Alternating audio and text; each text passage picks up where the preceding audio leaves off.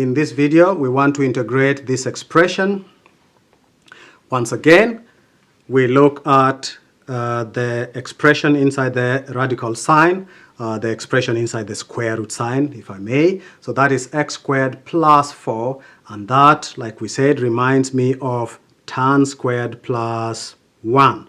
So in this case, the constant is a 4, so I'll need to ensure that when I make a substitution, 4 appears in the first term. Okay, so because I can see that I need to use tan substitution, I'm going to let x be represented by 2 tan theta. Why? Because when I square 2 tan theta, I'm going to get 4 tan squared theta, and that allows me to factorize 4 out. Okay, so let's use the substitution. X is 2 tan theta. If we differentiate that, we get dx equals 2 sec squared of theta, d theta.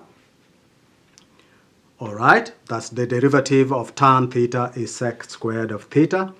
So if we do that, now we need to substitute those back into our expression. I believe I've written that expression somewhere.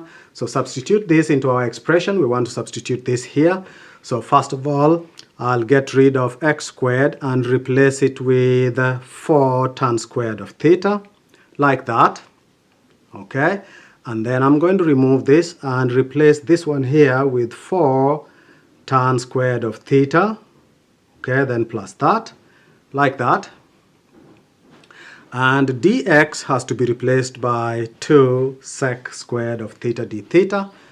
So I'll do that. That's my expression, and now all I have to do is to simplify. The 2 there can go out, this 4 can also go out, and then I have 4 here and there, so I can factorize it out, and when it leaves the radical sign or the square root sign, it becomes a 2, so I will also take that out. I end up with 2 over 4 times 2, all right? But this here is now the square root of tan squared of theta plus 1, okay, which is the same as sec squared of theta.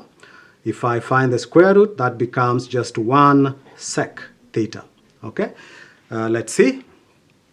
So the 2 has gone out. This 4 here is this 4 here, and this 4 has been factorized out, okay, and taken out of the root sign, so that makes it a 2. And now I'm left with sec squared of theta, a tan squared of theta there, and the square root of tan squared theta plus 1 is sec theta. All right, like this. So 1 over cos, why 1 over cos? Just one moment. That is the sec squared of theta is the same as 1 over cos. All right, tan theta, tan squared theta there is sine over cos, so the cos goes up, and we have that. And then this remains as in the denominator there as sec theta. All right, so this becomes our, I've kind of rushed through that. I hope that you understand. The square root, let me just show this here. The square root of 4 tan squared of theta plus 4, this becomes 4 root of 4 into tan squared theta plus 1. All right, so that means we are looking for the square root of 4 times the square root of tan squared theta plus 1, and this is 2, and this is the 2, this bit here is the 2 that went out here. All right, and tan squared theta plus 1 is the same as sec squared of theta. So this thing here is the same as sec squared of theta. So if I find the root, it's just sec theta, which is what I have here. All right, hopefully that makes sense.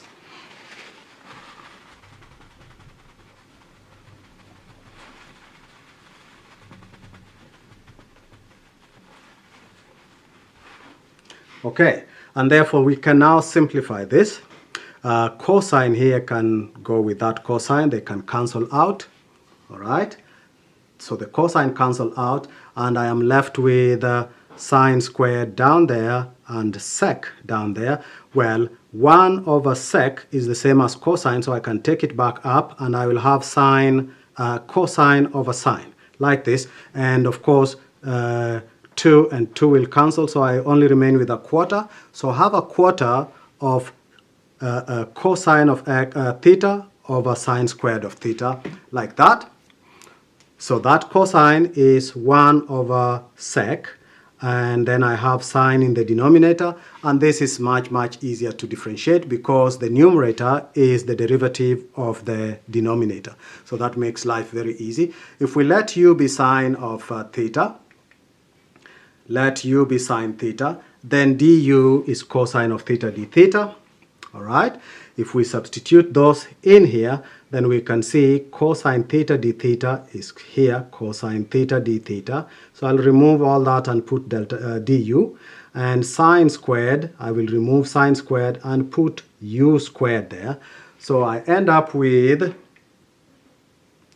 I'll create a small space there. So I end up with a quarter, and the numerator now becomes du because I've replaced cos theta d theta there with this, with du there.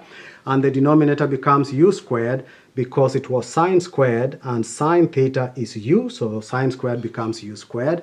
This is now becomes easy, negative, this is u power negative 2 du, which is simply minus a quarter u power negative 1, or 1 over u. Instead of this we could put 1 over u, but 1 over u is basically, u is sine theta, so that becomes 1 over sine theta, like that, plus c. Okay, and we are very close to the solution. Now we can go back and look for what sine represents. Okay, so if we had let tan of x be 2 tan theta, so tan theta is x over 2. I believe I have a diagram. Yes, there we go. So if this is theta here, then from here we can see that tan of theta is x divided by 2. So tan is opposite of adjacent, so x divided by 2. So the top there is x, and this has to be 2 because it is tan. And so we can use these two to find the hypotenuse, which is going to be x squared plus 2 squared, which is x squared plus 4. So this has to be the square root of x squared plus 4, like that. And with that in mind, it now becomes possible for us to find sine, because we need this sine here.